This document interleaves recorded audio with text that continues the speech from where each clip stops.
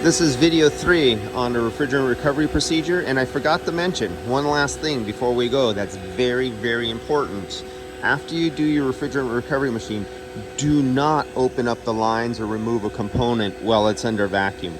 You will contaminate the PAG oil or the POE oil with atmospheric air that contains a lot of moisture, and you will not be able to remove all that moisture out of the system. This is where dry nitrogen comes in. So you have the system recovered and it would be under a vacuum. In this case, we're down to 700 microns, and say you were going to fill it up. Now, we're not talking about a system that was never open to the atmosphere. We're talking about a system that you're going to open and replace a component, like on this one.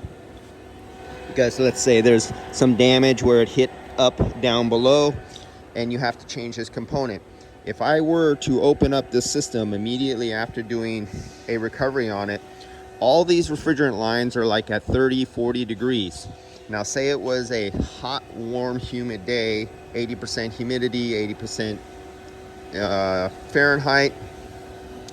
We have this hot, humid air. What happens to hot, humid air when you have a glass of water with ice on it? It condensates water droplets in it. You literally have a ring of water dripping down onto your kitchen table.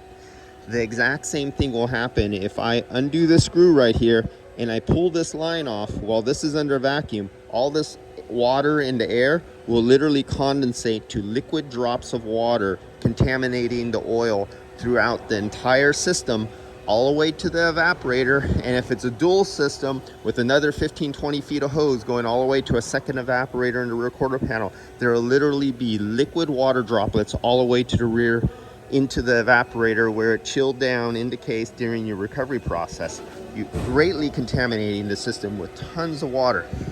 So you're hooked up to your nitrogen. I have it cranked up, and I dropped my thing and I busted my low side pressure reading, so I just did it by ear.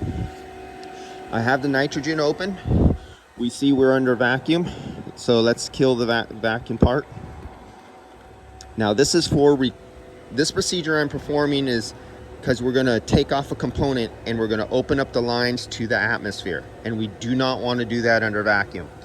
So the vacuum is closed. In my procedure, what I like to do, I like to actually flush the entire system out. That was explained in other videos before, a procedure of actually pushing dry nitrogen through one side of the system and recovering it from the other side of the system to kind of do like a flushing action.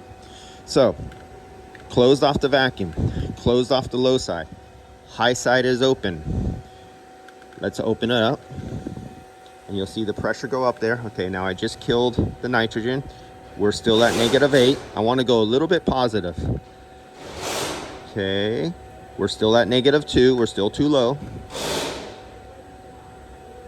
There we go. You just need to be above 0. Not a lot, because you don't want splash oil out on somebody when they take it off. It spits oil out at them in their face. Just enough so when the technician cracks whatever line he has open and he takes it off, you have a positive displacement of nitrogen coming out. You don't have humid, moist air being sucked into a system under vacuum. Now the system is ready to be disassembled. Now we're complete with our refrigerant recovery procedure for a component replacement procedure. All right, see you guys. Dry nitrogen.